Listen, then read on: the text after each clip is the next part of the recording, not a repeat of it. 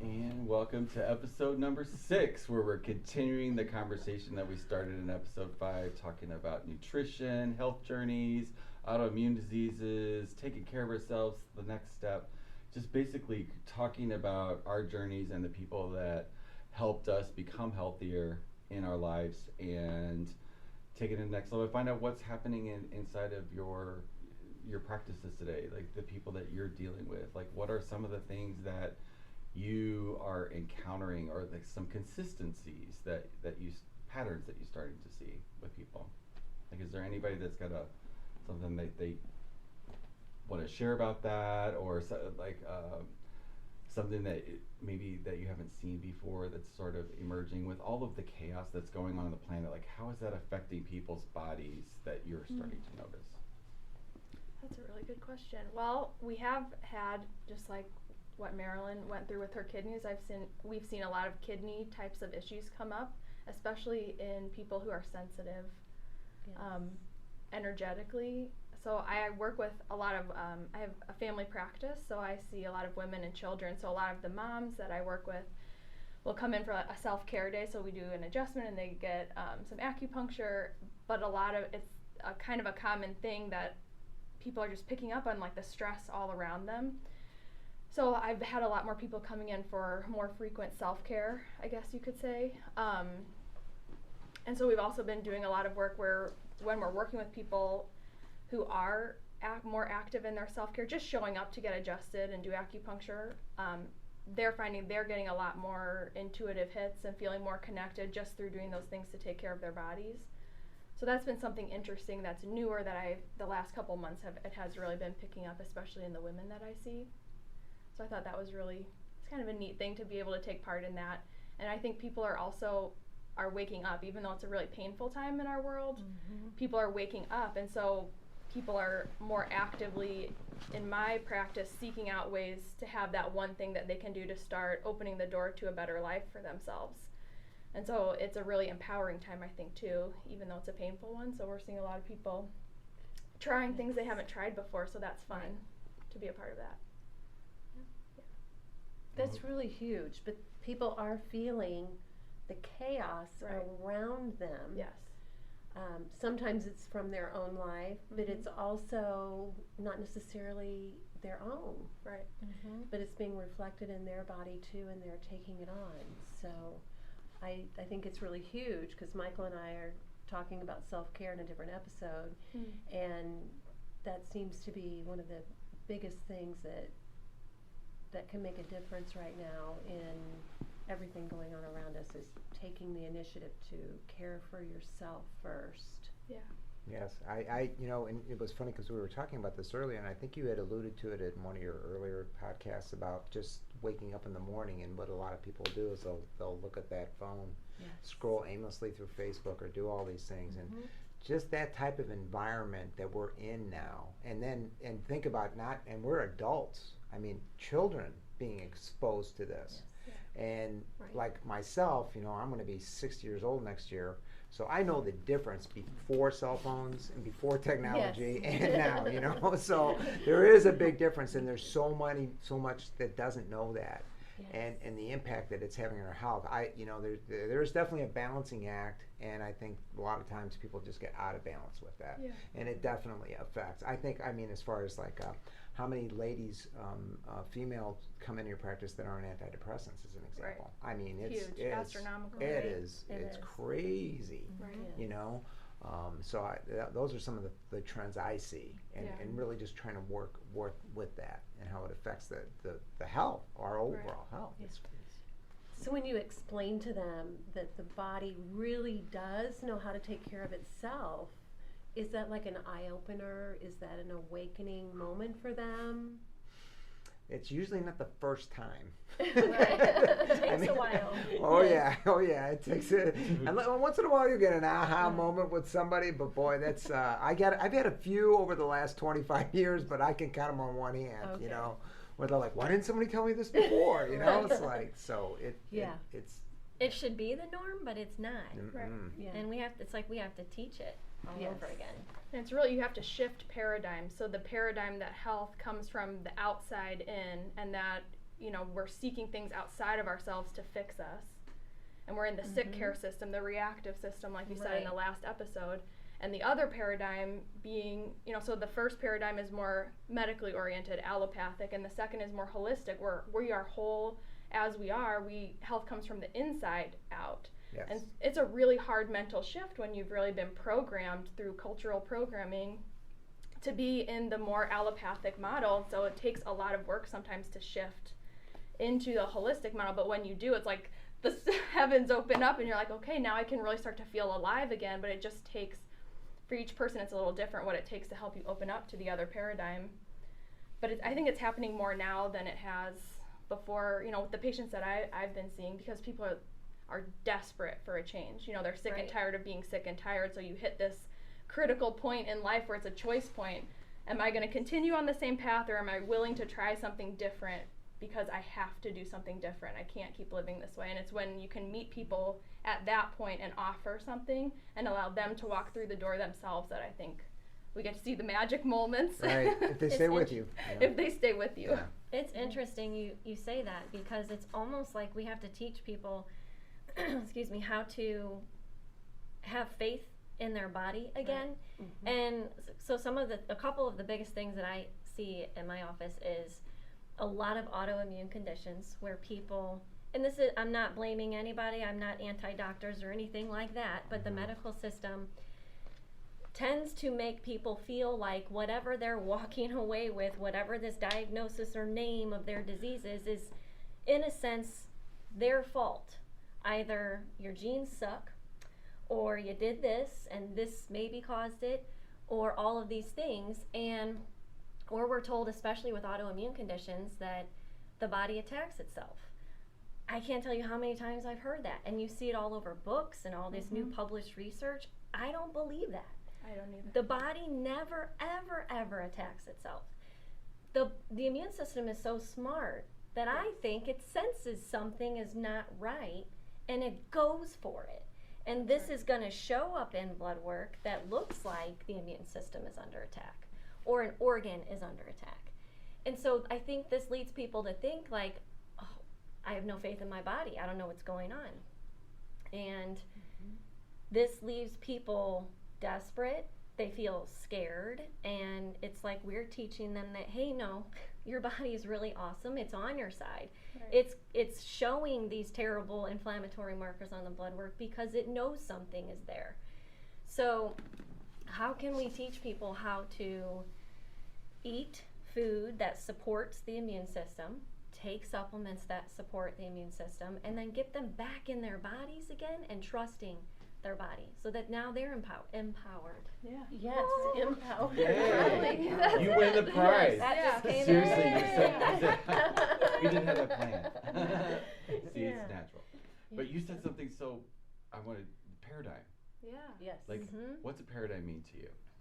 A system of thought or belief. Yeah. Right. There's a lot that goes into it.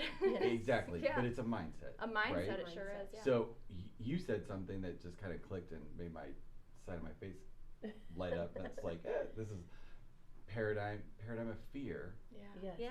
Right. Fear is a paradigm of fear that a certain percentage of the population's in, Right. and expressing it. That fear, like, it would be in total alignment for them to think that their body would be attacking them because everything else is attacking in that side of that paradigm, right?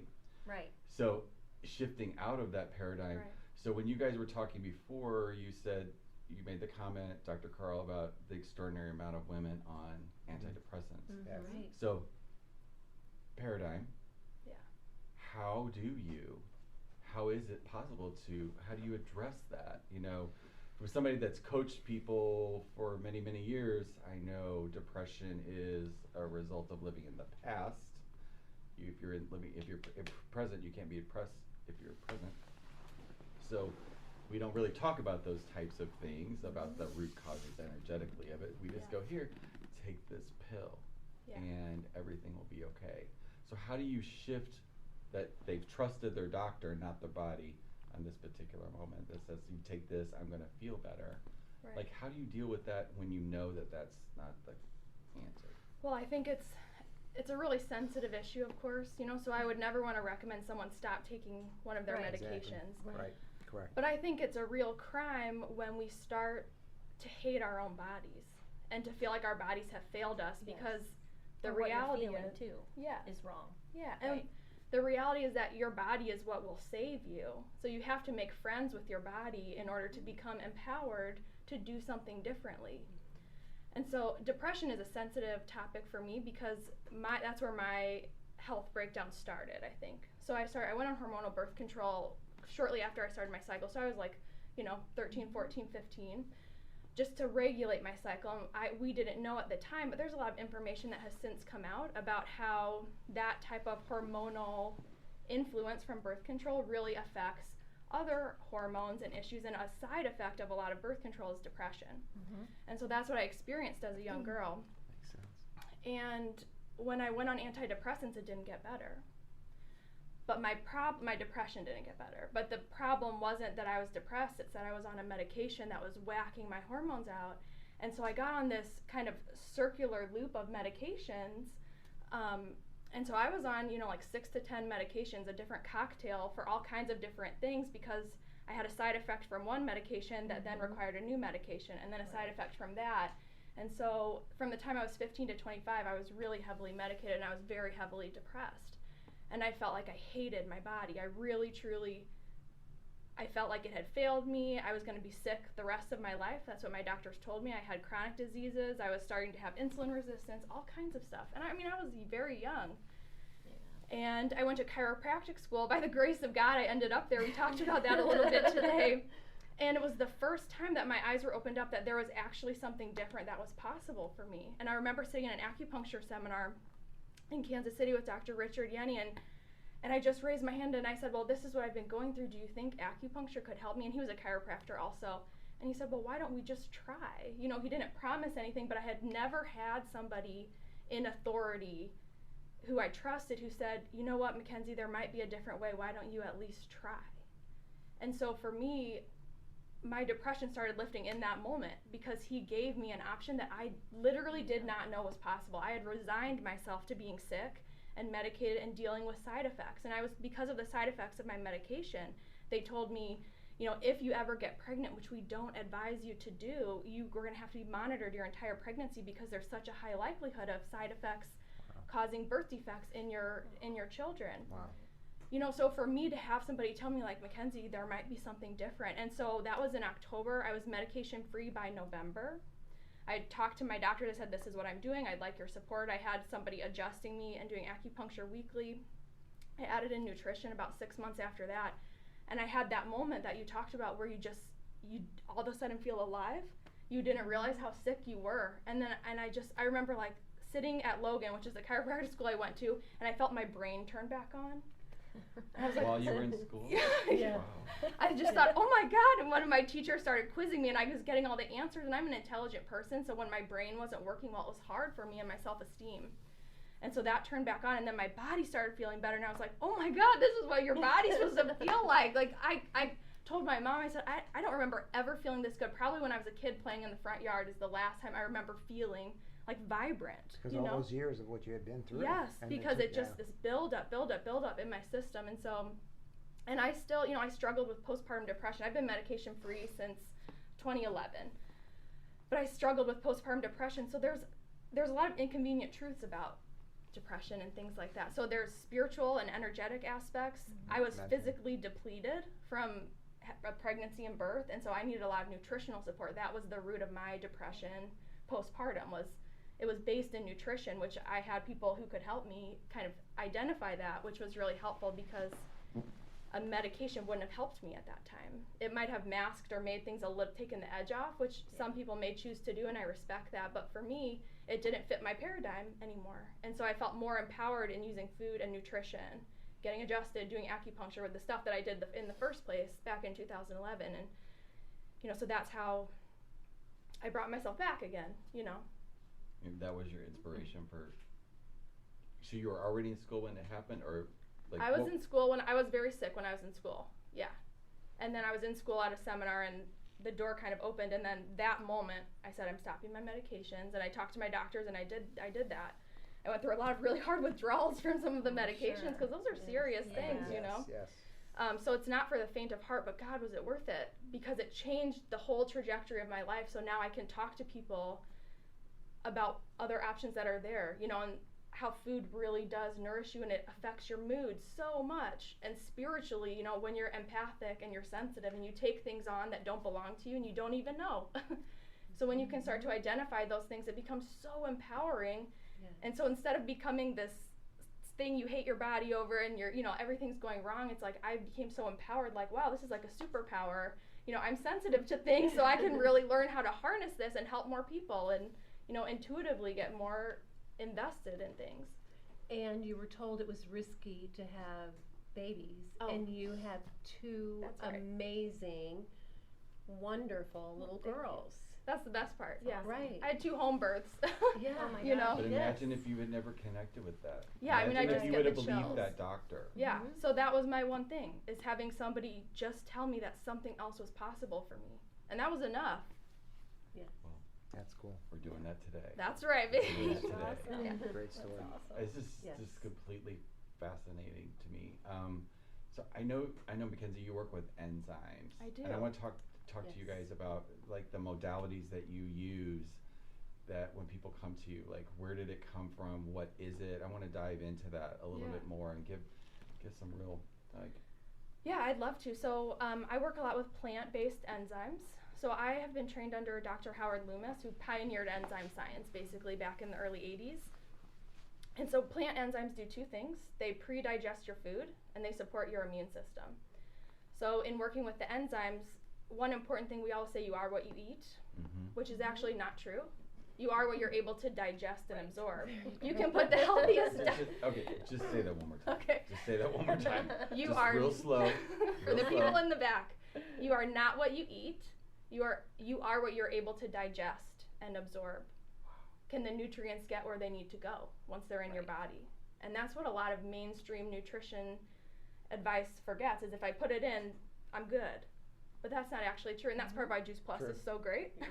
Yeah. You know, because it's in that capsule and it's really small pieces, you can absorb it so easily, and the enzymes help you to do that too. So digestive enzymes or plant-based enzymes, when you take them with food, they pre-digest your food in your stomach. So your body is able to get all that nutrition, so it essentially gets nutrition past an incompetent digestive system. And we all know that our digestive systems, you know, collectively are pretty shot from the food supply, the stress that we're under. Microbiome. Right. You know, so we use digestive enzymes basically to fill that need in people, and our soil is super nutrition deficient. We talked a little bit about that. It's more deficient in vitamins and minerals. We need to get that from the soil, and we don't anymore. And we talked about in the last episode green picking, so taking fruit from or plants from the earth before they're ready. And so our food supply, even our whole foods now, are enzyme deficient. So a banana browns because it has enzymes in it, so it auto-digests itself. So our bodies rely on those enzymes in the God made everything perfect. He helps us out. Yes. So we eat that banana and it can help to release its enzymes when we chew to digest itself. That's why it goes brown? Isn't that beautiful? I did not know that. So food should rot because it has live living enzymes to digest itself. This is why I don't buy apples with bruises in them. Because if it's got a bruise, it's the enzyme activation to break down that fruit is already activated. So that's why it ends up molding, dying. Yeah. And So. just to add to that, buy a McDonald's cheeseburger, eliminate all the condiments, and then see how long that'll last. We just went to one, and how old was that cheeseburger? 12 years. Huh. The woman had Wow. saved it for Oh my 12 gosh. years. No mold. You would be blown away. She keeps it in a little container. Yeah, it's wild. So anyway, I'm sorry. No, I just that- had to no, throw that's in because perfect. that's what people Yeah. are putting into them, thinking Yeah. that's food. That's It's not not- alive. That is It's not food. They're That's lined right. up. Yes. There's- Oh yeah. my gosh, Yeah. are they lined up? That's a whole nother That's a whole nother episode. Yeah. We'll go Yeah. there later. Yeah. But like, let's talk about this one thing, because this is what you worked with me on. That was like so part of the turn on of my stomach turning on, because when we met the first time, you said, let's talk about the parasites. So, yes, when you have low hydrochloric acid and bile salts, Just share, like, take it to the like when we first met. 'Cause this is really important. Oh 'Cause my this gosh, I should have brought this my was- file. I don't remember all these. Oh, I do. I'll never forget. Okay. So you started talking to me about the, you know, because I like, how can I have acid reflux? And you're like, you don't have enough acid.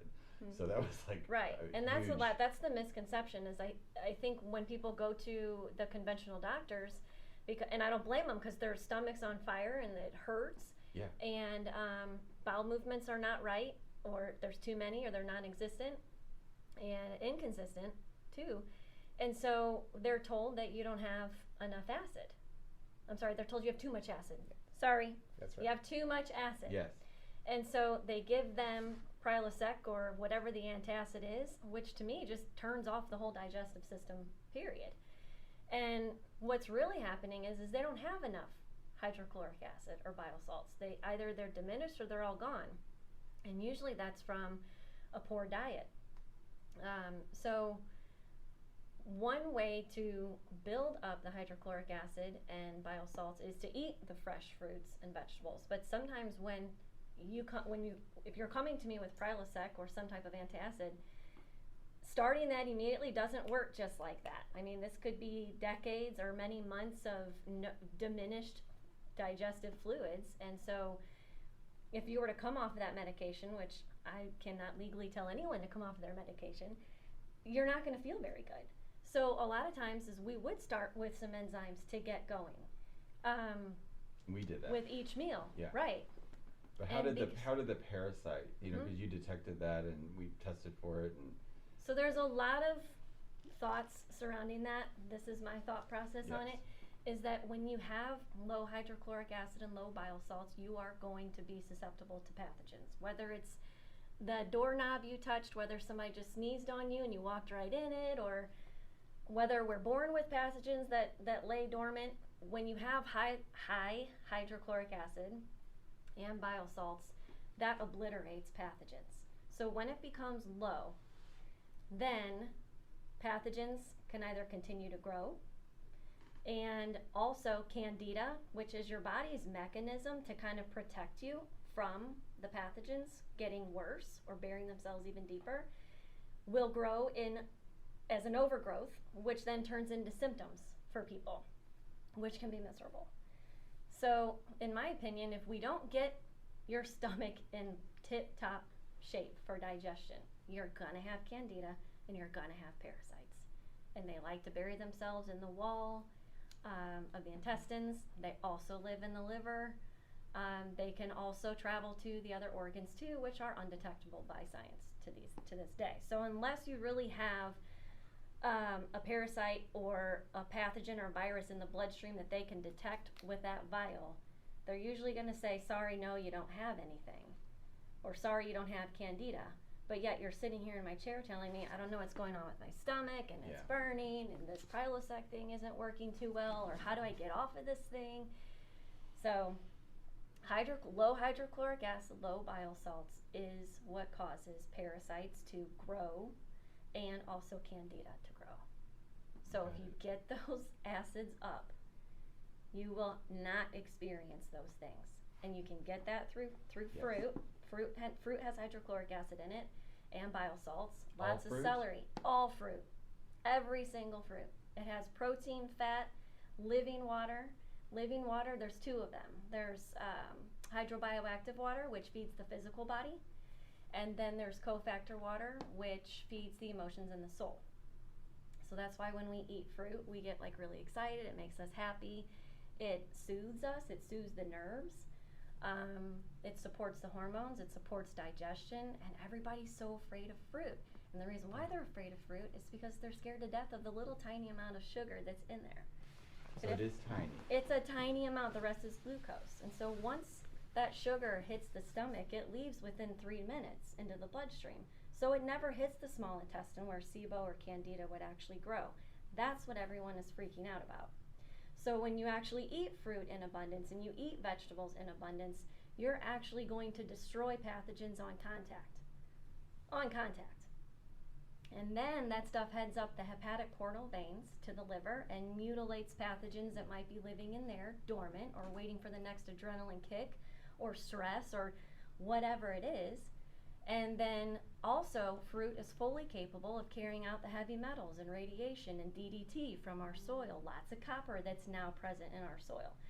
Our soil used to be rich with zinc and chromium and all of these trace minerals, and now it's full of copper.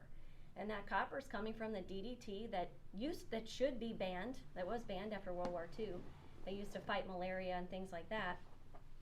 But other countries have not banned it. And so long as we have wind, it's still coming over. And there's cousins of DDT that we're still spraying on our crops. And any grass that you walk through that has no weeds is still being sprayed with some type of copper something. So our soil is full of copper, and copper is good for us in a trace amount. But we have it in excess, and it's all over our organs, and it will cause all of these autoimmune conditions, menopausal type symptoms. I mean, you name it. That's a heavy metal that shouldn't be in abundance in our bodies. And so when fruit is ingested and when vegetables are ingested and you have hydrochloric acid that's high and bile salts that are high, your body is going to be fully capable of carrying these things out through the urine and through feces. Wow. It's the lack of it that's causing problems. Amen. Well, there's so many fragmented pieces about, everybody's got a documentary about this or that, or, and watching them is kind of powerful because if they're put together well, they have supporting evidence that makes it look like Sure. that's the thing. Absolutely. So, and I did many diet things over I tried everything. I was vegan. You told me that I needed to eat some meat, and I was like, hell no, I'm not eating any meat. But once my body kicked in, I could hear it saying, yeah, today you're eating a cheeseburger. Like that's what it is. Right. And it felt so good, but it wasn't like, oh, I've got to have that every day. It was just like here and there, and I've had shrimp, and so I've started to experiment again. But where I ended up was about the sugar. So about losing weight, I did, it all came off. I'm thankful for that. But I still don't really know what the cause, whether my whole body just started working again. But I haven't had fruit in a really long time because of this one documentary that I watched that said fructose goes straight to turns into fat in your bloodstream, and when you're fat, fruit is anti-cancer, anti-disease, it's anti-inflammatory, antibacterial, antiviral, antimicrobial. Not to mention the phytonutrients you get, all the tens of thousands of phytonutrients. Tons. Anthocyanins, all those deep purples. Why are people not eating these things? Yes. Okay, so this is so exciting. So you're going to eat some fruit? I'm going to eat some fruit! I'm going to have a big bowl of fruit. Wow, Yes. oh my God. The more fruit you have in your diet, the better you're going to feel. I don't care if you have the worst diet in the world, you still need tons of fruit.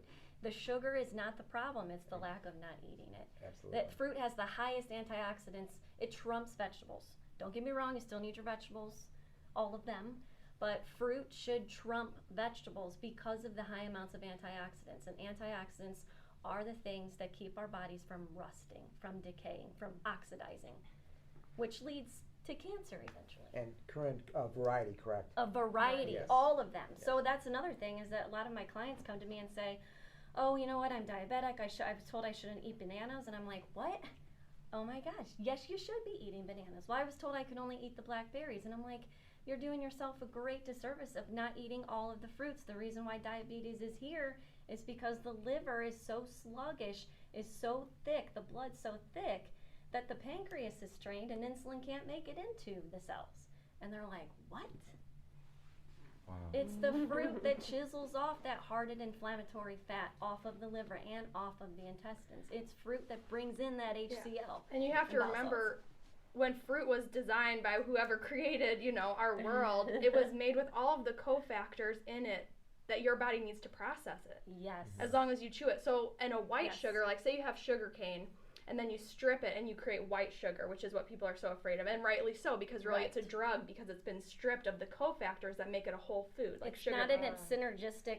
That's right. Yes. It doesn't have the other That's right. pieces that it needs to be digested and used by our body effectively. So, for example, like with white sugar, if it was in the sugarcane form, that's really rich in potassium too, sugarcane. And if you have regular sugar, like added sugar to something, white sugar, it depletes your body of potassium like you wouldn't believe, because Very that's quickly. what your body requires to process sugar. But if you eat a piece of fruit, while it is does have carbohydrates in it, all whole foods have carbohydrates in it, and naturally occurring sugars, it has everything else in it, like potassium and other minerals, that your body needs to process that fruit and in the exact quantities that it needs. And so that's the difference. You eat sugary foods, processed foods, versus fruit, which is perfectly designed to be metabolized very efficiently and to serve your body so well with the phytonutrients and the minerals and everything else.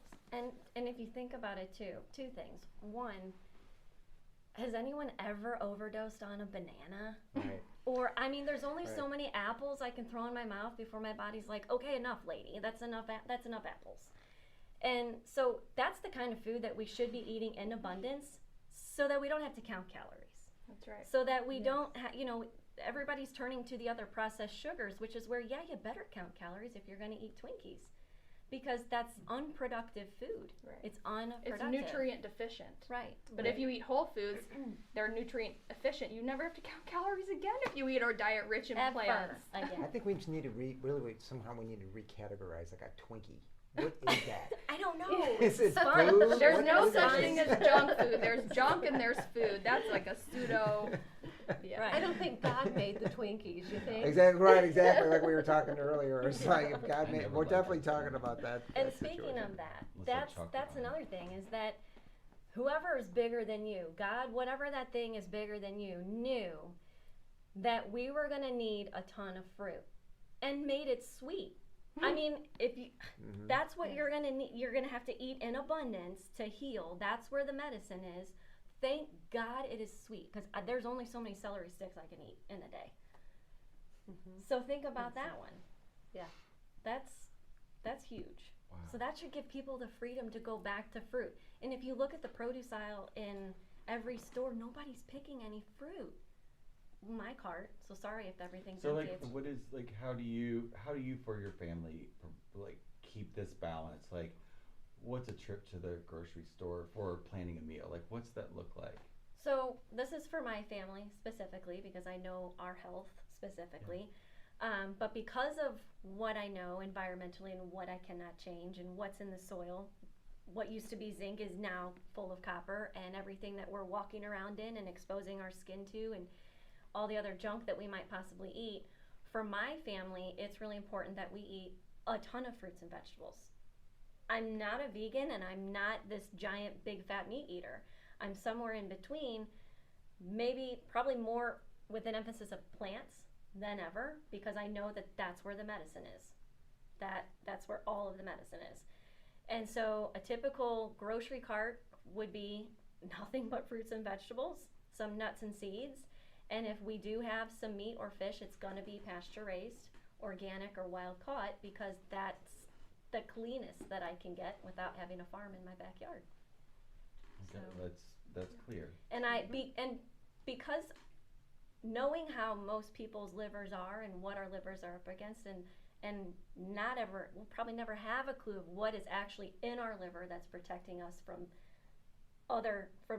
whatever's in there, pathogens, toxins, poisons. Your liver is so smart, it's keeping those things really far away in the deep core of the liver to keep those things from going to the other organs and in the bloodstream. And so because I know that, where was I going with all of that? I don't know. Anyway, because I know that's happening, I'm probably always going to have more of a plant-based, where before I didn't used to be that way. Okay. So And where do you shop at? Like, what's many places. It depends on what I want. If I want an aloe leaf, which is hard to find, I'm going to have to go to a global food market where they bring them in from other countries. Dierberg's, Fresh Thyme is one of our favorites, and Trader Joe's.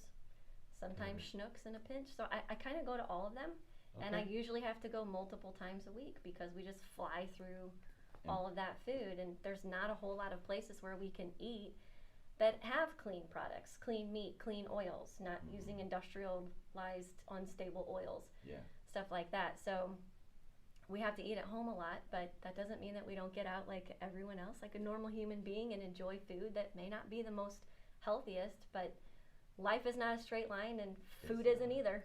So there's a good balance.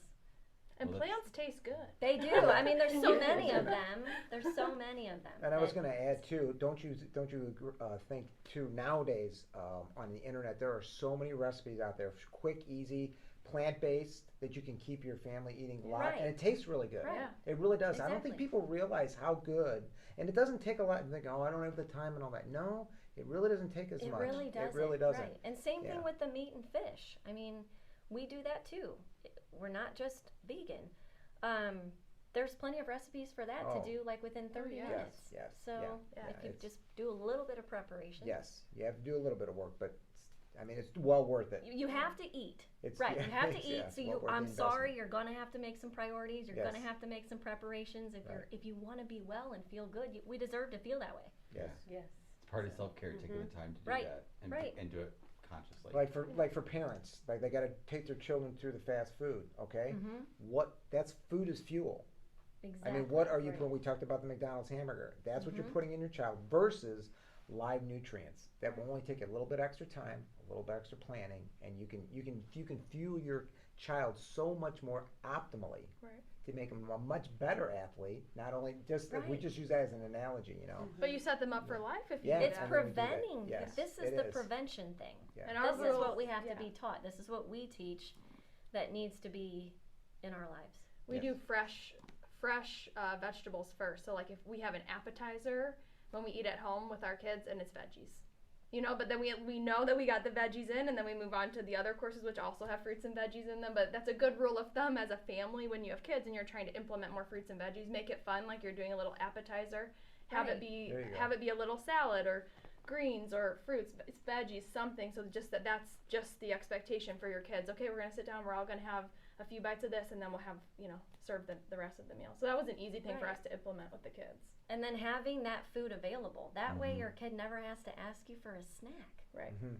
Our snacks You are know where grapes the and food carrots. There's everything. But I know with my family, if I were to buy a watermelon, an apple, and oranges, I guarantee you if I didn't cut up, it would sit there. Yeah. And I'm also that person where if you hand me an orange, I'm going to be like, what is this? It needs to be cut up in boats.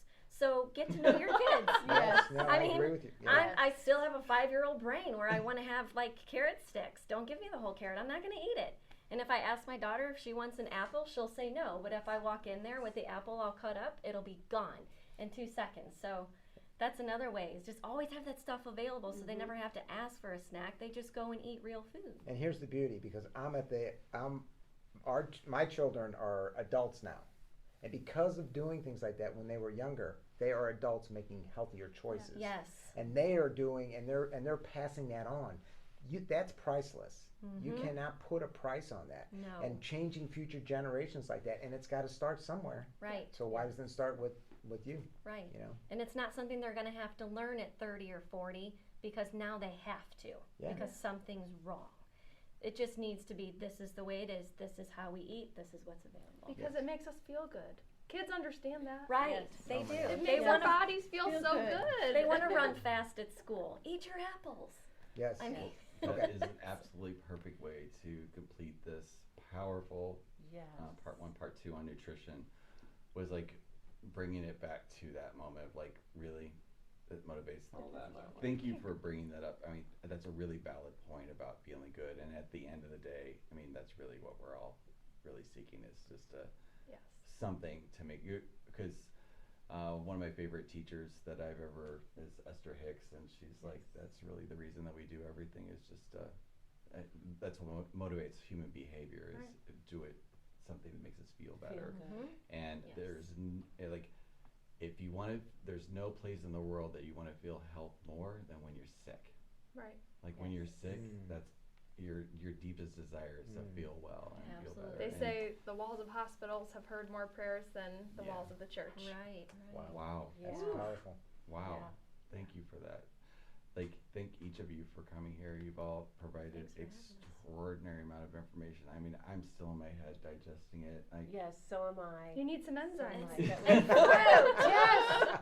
And Enzymes and fruit. Well, Yes. It's done. Check tomorrow. I'm going to the grocery store to get the fruits and vegetables. They've not been in my house for a long time. But again, like from the bottom of my heart, I really appreciate this, and I know this is going to make a difference. And that's what the intention of this podcast is to make a difference and empower people to make better choices for their lives, and that they all feel better. So Yes. thank you Yeah. so Thank much you for that. having us. Thank you. Yes. Thank you. Absolutely. Pleasure. Thank you. Awesome.